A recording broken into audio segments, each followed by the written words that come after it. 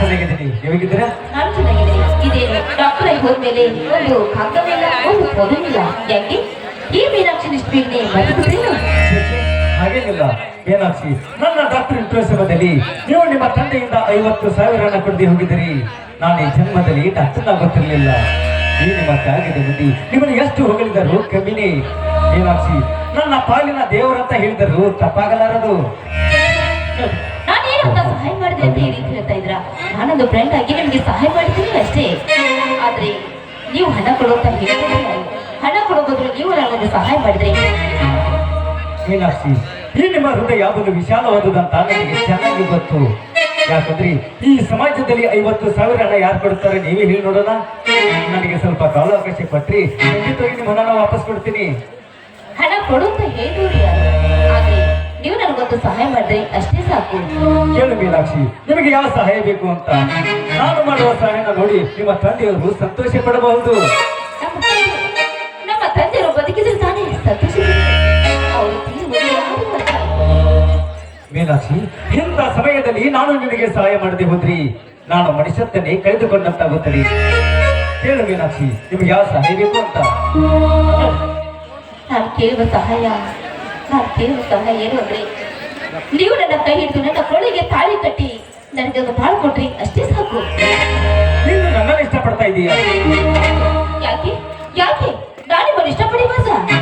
ಹಾಗಲ್ಲ ಮೀನಾಕ್ಷಿ, ನಿನ್ನಂತ ಶ್ರೀಮಂತ ಹೆಣ್ಣು ಈ ಬಡವನ ಮನೆಗೆ ಬರದಂದ್ರೆ ನನಗೆ ಏಕ ಸ್ವಲ್ಪ ಸಂಕೋಚ.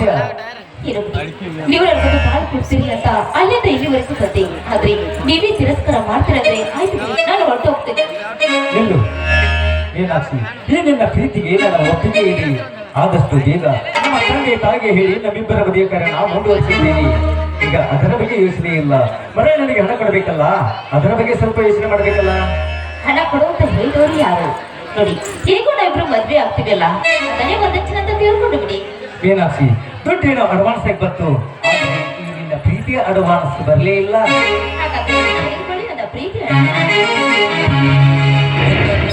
ನೀ ಬಾರೆ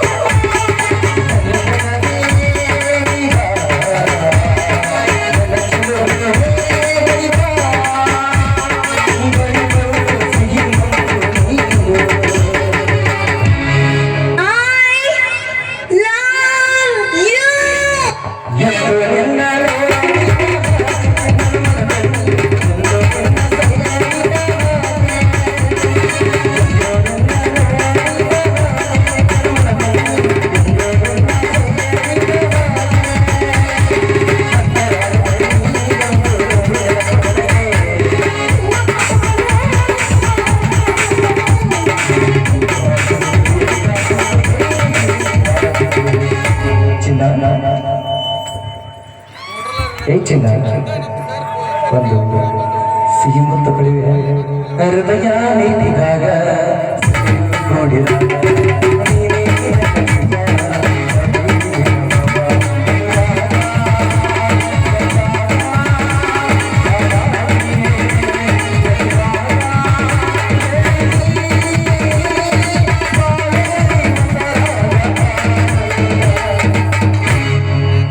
ಶಿವಗ